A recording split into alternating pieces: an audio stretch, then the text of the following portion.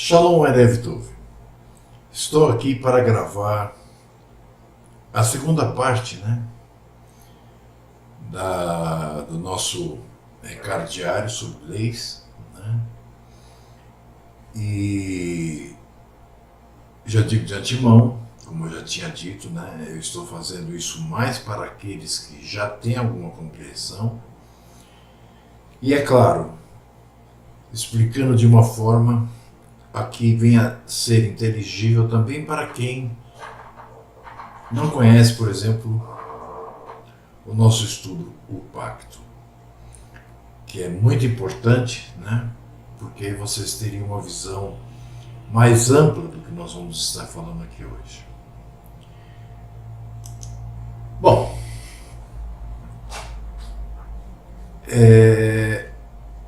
eu quero primeiramente estudar um texto junto com o Zahin.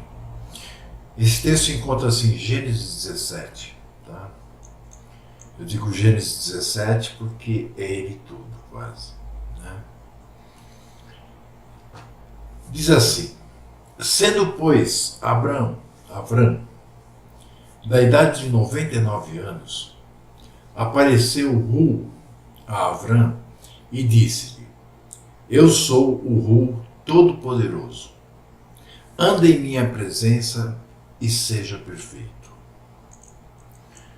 E porei a minha aliança entre mim e ti, e te multiplicarei grandissimamente. Então caiu Abrão sobre o seu rosto e falou Hu com ele, dizendo: quanto a mim, eis a minha aliança contigo.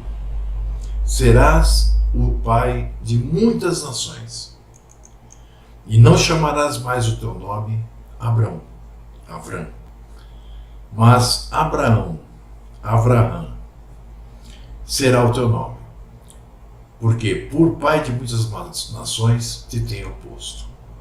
E te farei frutificar grandissimamente, e de ti farei nações, e reis sairão de ti.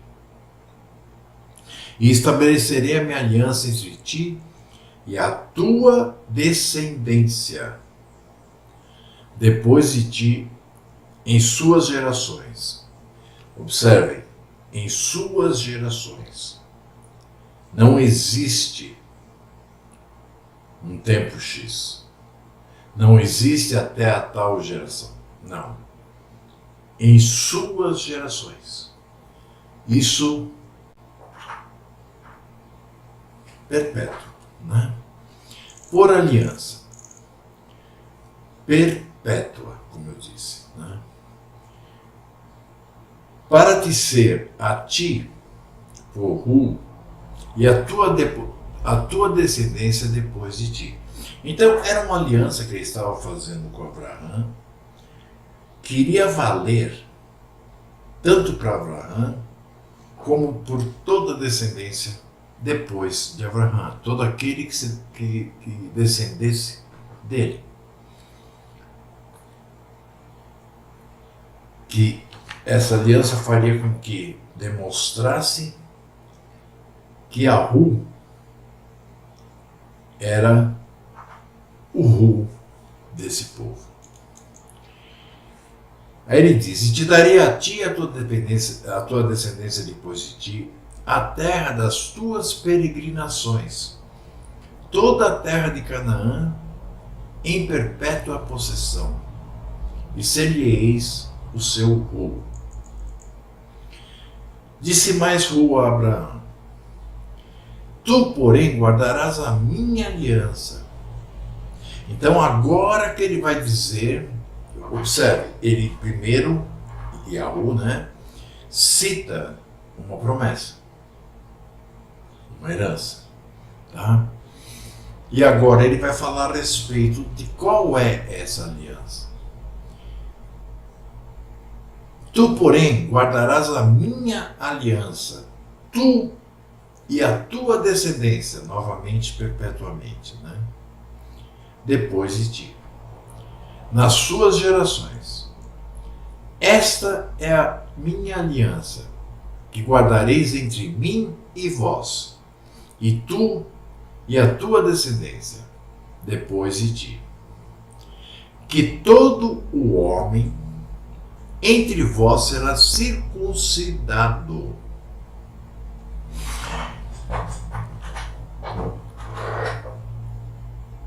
Ok? Observem aqui, ele não está dizendo que a circuncisão salva. Ele não está dizendo que a circuncisão significa a santidade. Ele está dizendo que a circuncisão seria um sinal que todo aquele que fosse da descendência de Abraão, em todas as gerações possíveis, teria. Né? Ele diz: secundareis a carne do vosso prepúcio, e isto será por sinal de aliança entre mim e vós. Observem, a partir daí foram crescendo, o número de pessoas da descendência de Abraão.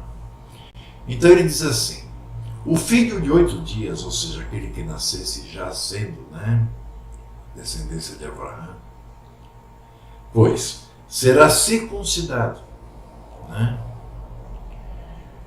todo o homem nas vossas gerações, o nascido na casa e o comprado por dinheiro, e qualquer estrangeiro que não for da tua descendência,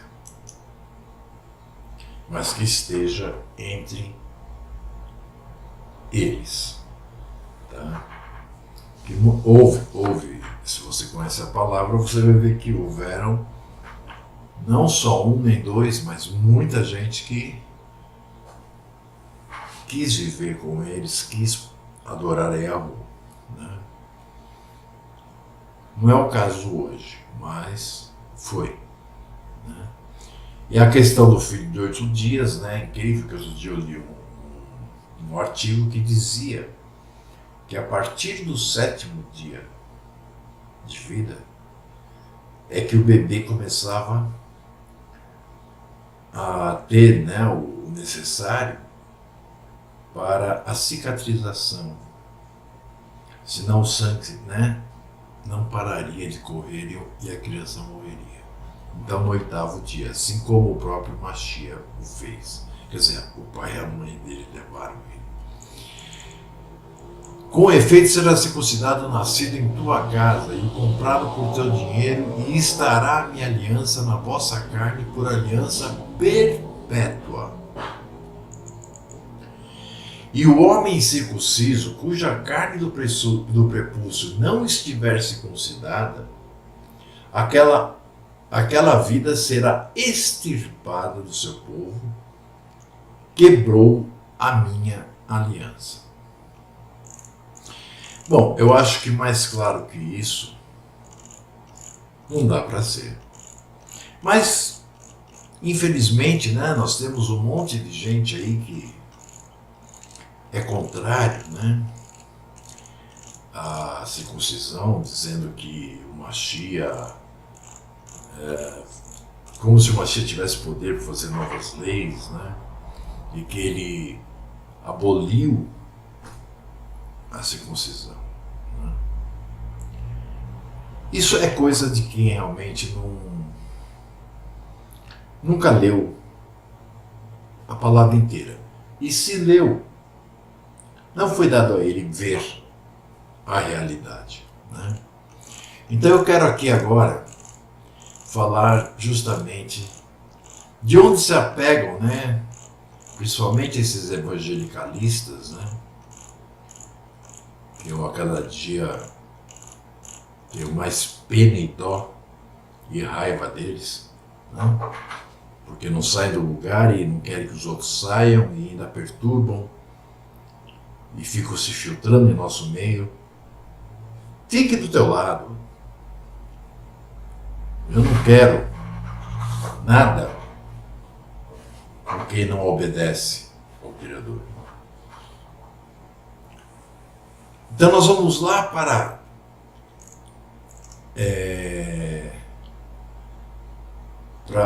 o livro de Atos, no capítulo 15.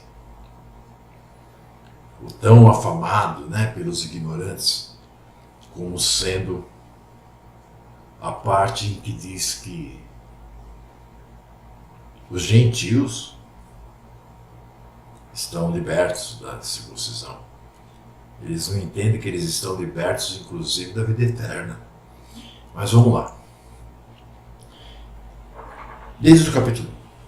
Então alguns que tinham descido da Judéia, ou seja, alguns Yarudim, que tinham ido da Judéia, né, para as regiões onde estavam sendo achadas aquelas pessoas que faziam parte da descendência de Abraão, que estavam em diáspora entre os povos. Lembra? As tribos do norte e mesmo até das tribos do sul. Os do norte, né, a gente conhece a história e sabe que eles nem se lembram, né, descendência de quem eles são. Eles passaram a viver com os gentios, lado a lado, fazendo as mesmas coisas, ok? Aqui diz que alguns que tinham descido da Judéia, ou seja, alguns Yarudim, que tinham crido no Mashiach, eles tinham descido da Judéia para outros povos, né? Onde eles encontraram pessoas que já tinham sido achadas pelos emissários, que faziam parte de Ashuru, ou seja, que faziam parte, né, das ovelhas perdidas, das duas casas, né, as quais o Mashiach veio unicamente por causa delas, né, como ele mesmo diz. E assim ensinava os irmãos: se não vos circuncidares conforme disse Moshe, não podeis salvar-vos.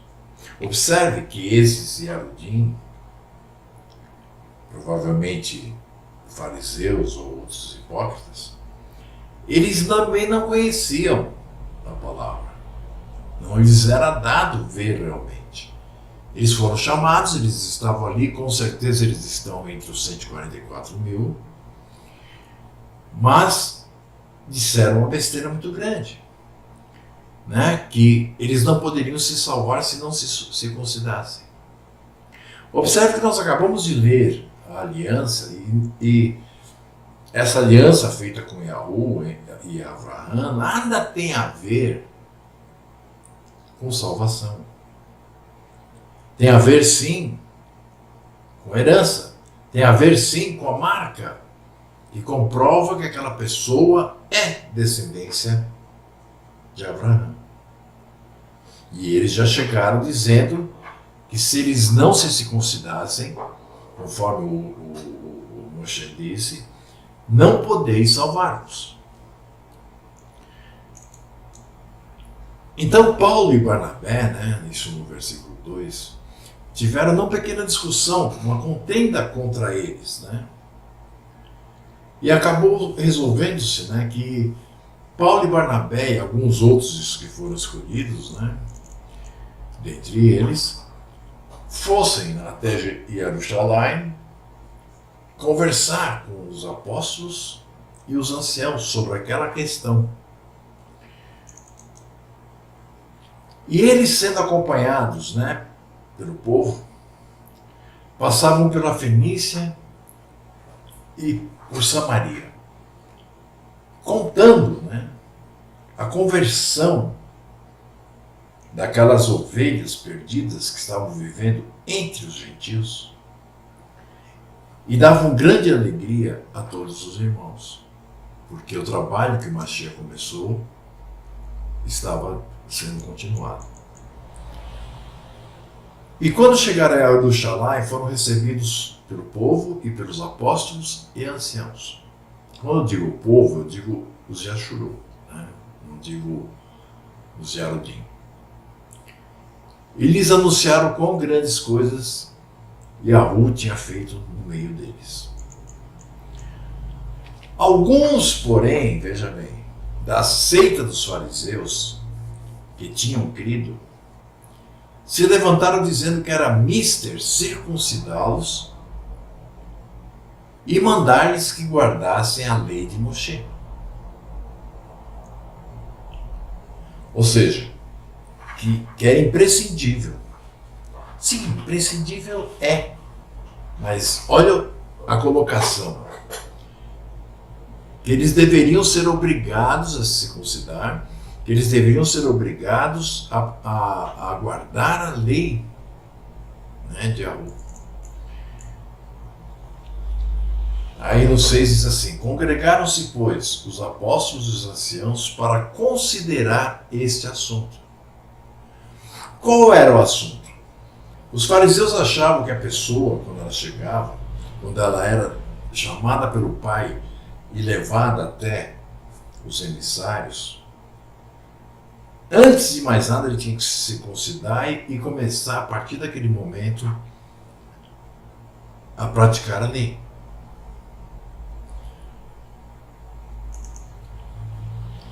No 7 diz assim: havendo grande contenda, levantou-se Kefa, Pedro, né, e disse-lhes: homens e irmãos, bem sabeis que já há muito tempo Ru me elegeu dentre vós, para que os que estão entre os gentios ouvissem da minha boca a palavra do reino e crescem. E Yahweh conhece os corações, lhes deu testemunho, dando-lhes o Espírito de Santidade, né, o Ruach HaKodesh, assim como também a nós. E não fez diferença alguma entre eles e nós, purificando os seus corações pela fé, assim como foi feito com Abraão. Abraão primeiro teve a fé, depois ele foi circuncidado. Aliás, ele mesmo se circuncidou. E depois circuncidou todos os homens que estavam com ele. Agora, pois, por que tentais a Yahweh, pondo sobre a serviço dos discípulos, ou dos novos que chegavam, os da descendência de Abraão, que vinham até os emissários, né, para aprender, um jugo que nem nossos pais nem nós pudemos suportar. Por quê? Porque o jugo que os fariseus colocavam, tanto que eles fizeram com que as leis se tornassem 613. O próprio Mashiach diz: vocês colocam leis pesadas sobre os outros que vocês mesmos não carregam, né? Então é isso que Pedro está falando. Mas cremos que seremos salvos. Na verdade, a palavra salvos aqui não é correta. Mas cremos que seremos abençoados com a herança e com as bênçãos, né? Pela fé, como eles também. Então toda a multidão se calou e escutava a Barnabé e a Paulo, que contavam quão grandes sinais e prodígios Yahweh havia feito, inclusive por intermédio daqueles gentios, daqueles Yashurum, que haviam sido encontrados dentre os gentios, né?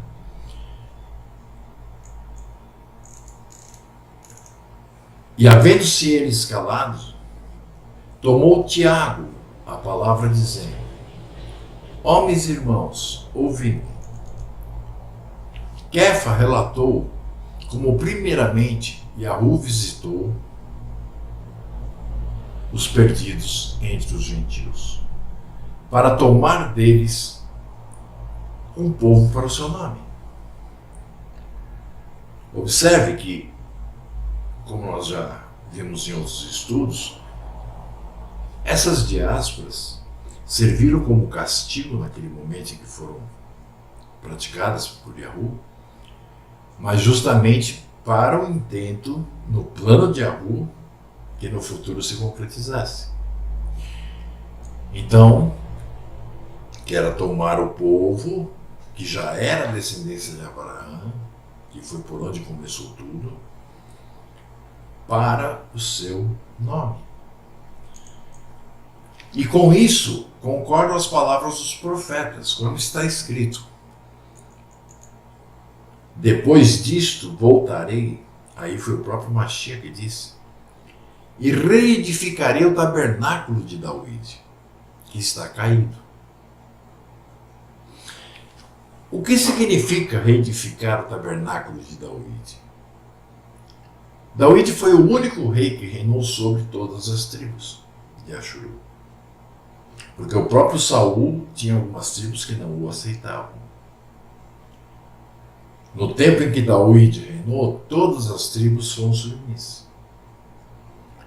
Quando o filho dele, Salomão, assumiu após sua morte, Salomão, devido aos seus gastos com mulheres, seus gastos de realeza, enfim, ele começou a taxar impostos às tribos que viviam no norte, ao ponto deles quererem uma revolução. Quando morreu Salomão, no lugar dele entrou o filho dele, Reboão. Esse filho, que na verdade político ele não era, né? Não tinha jogo de cintura algum, mas isso porque fazia parte do plano, é claro, tudo faz. Ouvindo um general do pai dele, Jeroboão, que era da tribo de Efraim, foi até o norte conversar com o chefe de cada tribo. E eles disseram, olha, nós queremos aqui baixo imposto, porque já não está dando para nós vivermos assim. Eles disseram, nós queremos que seja menos duro, né, conosco aqui no norte, porque vocês vivem lá na realeza e nós aqui tudo ferrado e tal, não sei o quê. E ele disse, se meu pai os apertou, eu os esmigalharei. Então, o próprio Jeroboão, que era o efraimita, brigou com ele e teve que fugir para o Egito. E ele estando lá no Egito, ele começou a escutar um burburinho, né, de que havia revolução entre as tribos do norte e as tribos do sul. Ele volta então e se une às tribos do norte, porque ele era a favor das tribos do norte, ele sabia que as tribos do norte estavam certas. E então há a divisão. Então Reboão não, a partir de Reboão, já não foi mais rei sobre todo Ashur. Então, isto que é o tabernáculo caído de David, que a Yahushua diz que voltará para reerguer. Para que o restante dos homens, ou seja, para que aqueles homens todos que estão em diáspora, né, busquem a Yahu. E todos os gentios sobre os quais o meu nome é invocado. Ou seja, nós não sabemos, dentre os gentios, quem é gentio realmente e quem é descendência de Abraão. Por isso que eu digo, para entender isso tem que ler o pacto. Tá? Diz Yahu que faz todas essas coisas. Veja, que faz todas essas coisas. Percebe? Conhecidas são a Hu desde o princípio do mundo todas as suas obras. Ou seja, antes dele começar a criar, como eu canso de dizer, ele já tinha escrito o seu plano até o fim. Aí Tiago diz, por isso julgo que não se deve perturbar aqueles que estavam dentre os gentios que se converterem a Yahu. Ou seja, não existe se converter. Que sejam chamados por Yahu. Né? mas sim escrever-lhes que se abstenham das contaminações dos ídolos, ou seja, que eles não tenham religiões, que eles não cultuem ídolos, que eles não adorem ídolos, que eles não façam ídolos, que se abstenham da prostituição, que inclui desde o adultério até a fornicação, até a prostituição, e do que é sufocado e do sangue. O que ele quer dizer do que é sufocado e do sangue?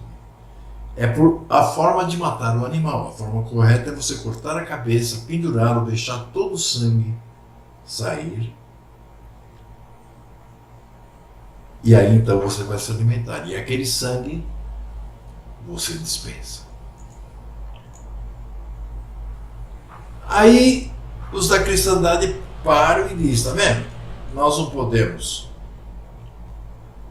adorar ídolos, mas infelizmente, né, os católicos não leem nada e ficam lá ajoelhados perante aquele ser criado no terceiro para o quarto século, né, chamado Jesus, adorando a Virgem Maria, não sei mais quem.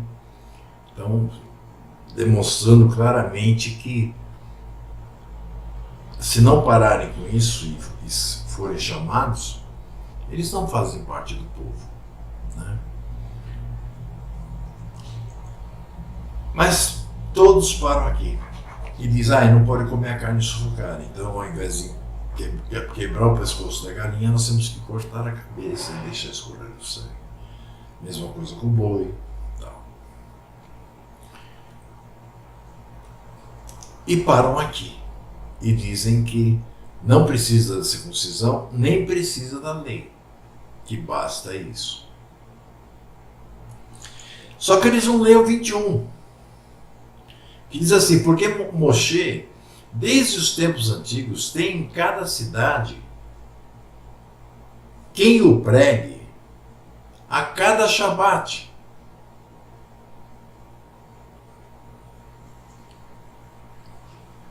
Observe, meus irmãos, Tiago está dizendo assim, não aceite entre vós, né, aqueles que sejam idólatras. Não aceite entre vós aqueles que sejam prostitutos ou prostitutas de qualquer tipo. E do que é sufocado pelo sangue do animal que é morto erroneamente, e do sangue dos animais. Por exemplo, chucrutes está fora, eu gostava muito, né?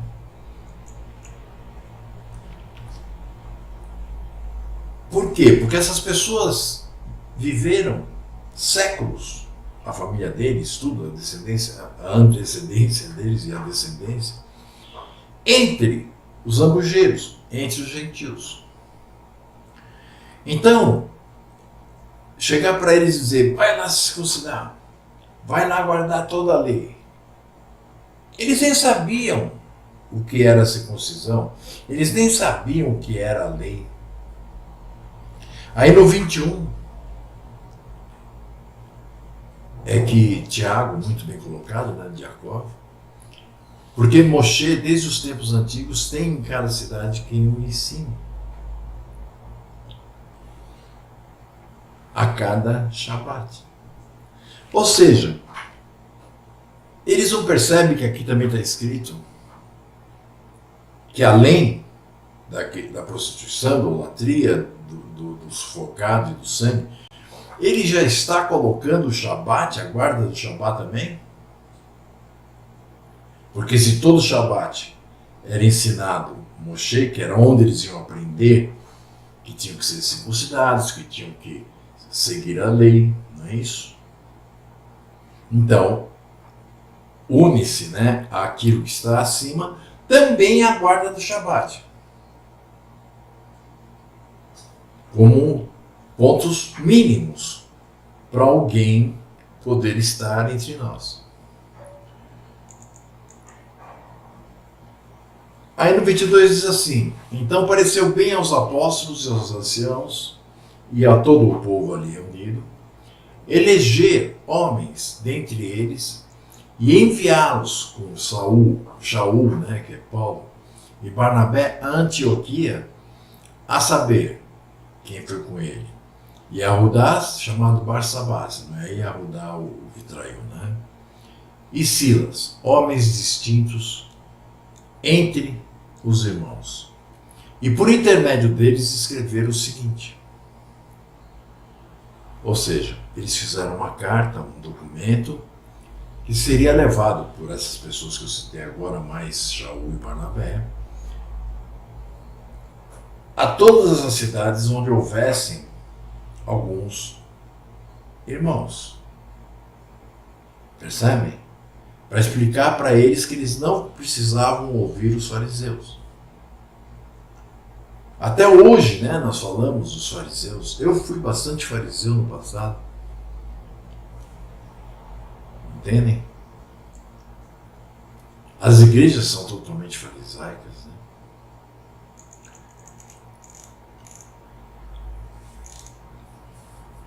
Vocês entenderam? Não é que a lei não exista ou caiu ou não precise ser praticada. É que as pessoas têm que ir aprendendo a cada dia o porquê e praticarem de acordo com a vontade de Yahu, porque aí não lhe será pesado. Por isso que o Mashiach disse, o meu fardo não é pesado. Quando ele disse o meu fardo não é pesado, ele não quis dizer que ele iria colocar um fardo sobre nós. Ele quis dizer que o fardo que ele carregava, porque ele tinha o Espírito de Santidade, o Hakodesh, e era quem fazia com que ele agisse. Era quem o ensinava. Então, eles elegeram, esses homens foram andando, né? E é interessante, né? Porque se você ler até o final, você vai virar a página, pelo menos na Bíblia onde eu costumo ler, e você vai estar no capítulo 16.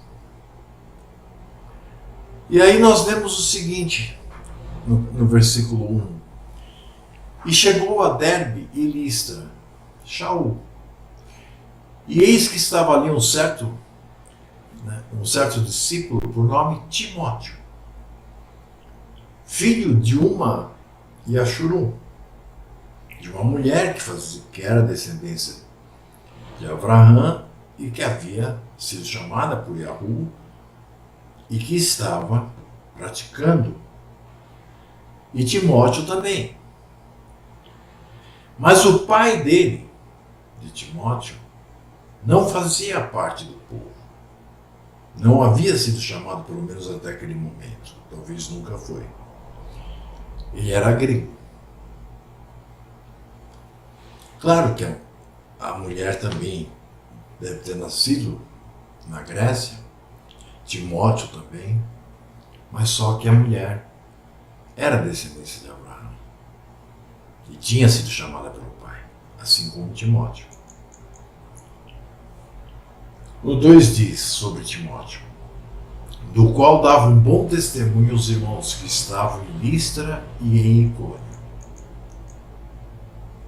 No 3 diz, Shaul quis que esse fosse com ele, e tomando-o, o circuncidou. Veja, logo depois, né, de dizerem aí na cristandade que aquela briga lá de Atos era para não circuncidar, você vira a página, eles saíram de Jerusalém, foram indo, eles chegaram até Listra, né, em Icônio, e Shaul pega e circuncida o rapaz.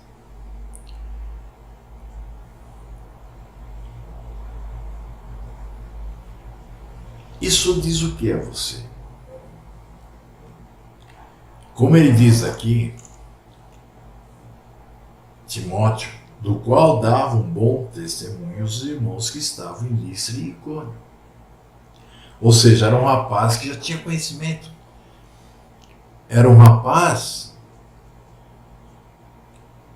que já conhecia alguma coisa, ou muita coisa, a respeito da palavra de Yahweh.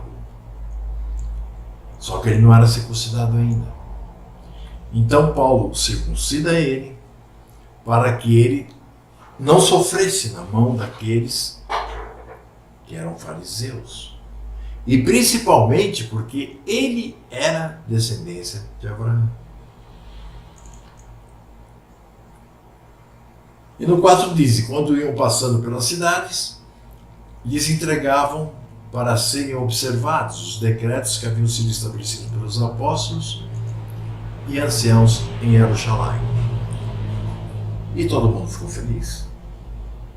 Mas pode ter certeza, até o final do primeiro século, com certeza não tinha, a não ser que tivesse entrado no último século, né, ou 2 anos antes, no máximo, não existia quem fosse do povo que não fosse circuncidado. Tem gente que fala, não, eu sou circuncidado do coração. Observe, ser circuncidado do coração significa que você tem toda a lei no seu coração. Como que você pode dizer que você é circuncidado do coração se você não cumpriu nem sequer o primeiro pedido que foi feito a Abraão?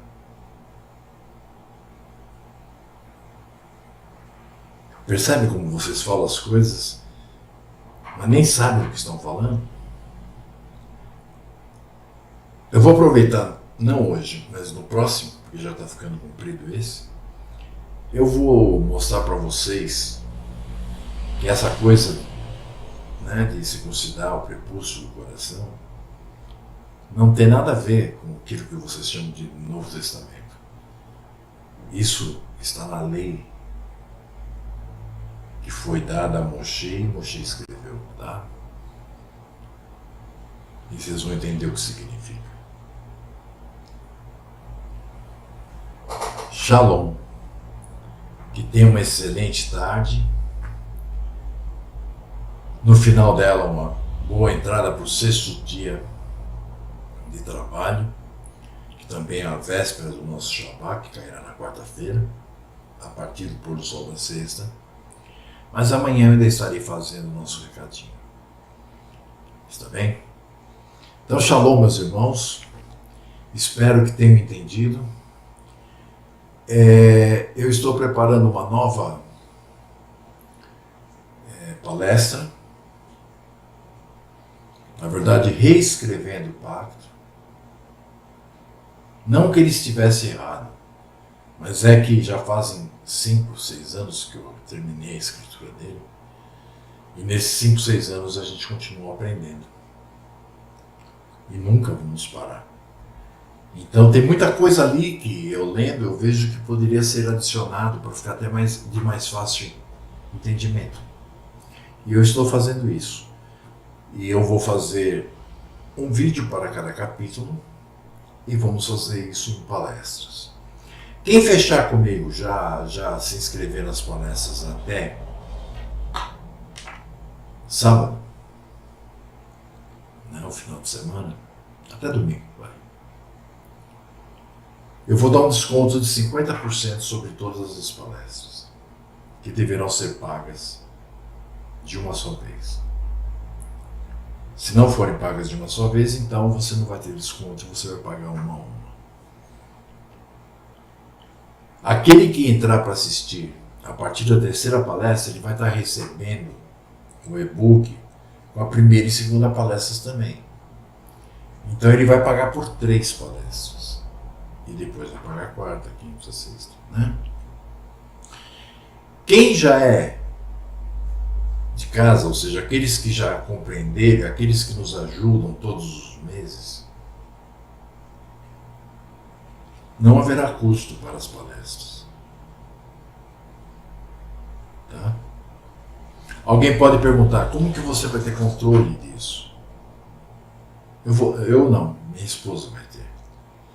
E principalmente porque essas palestras, assim como na primeira palestra que eu fiz, que foram 7 vídeos e 4 palestras, eu não disponibilizei, a não ser para um endereço que só aqueles que contribuíram assistiram. O máximo que eu tive de plateia foi 41 pessoas. Não importa o número, o que importa é o conhecimento que essas pessoas possam ter adquirido. Então, da mesma forma, essas palestras também não serão colocadas para todos. Será para aqueles que buscam, será para aqueles que levam a sério o estudo. Eu prefiro ter 41 pessoas do que colocar no YouTube e ter 200, 300, 500. Tem vídeo lá que eu estava vendo outro dia, aquele sobre quem Yahushua, quem foi, quem é. Está com quase 6.000 visualizações, né? O que adianta? Não. Eu prefiro ter 20, 30, 40, 50, 60, 10, 1, mas que estejam realmente na finalidade de aprender e cumprir. Shalom, boa tarde, boa entrada no sexto dia de trabalho. Até amanhã. Beijo na testa e no coração. Me fui.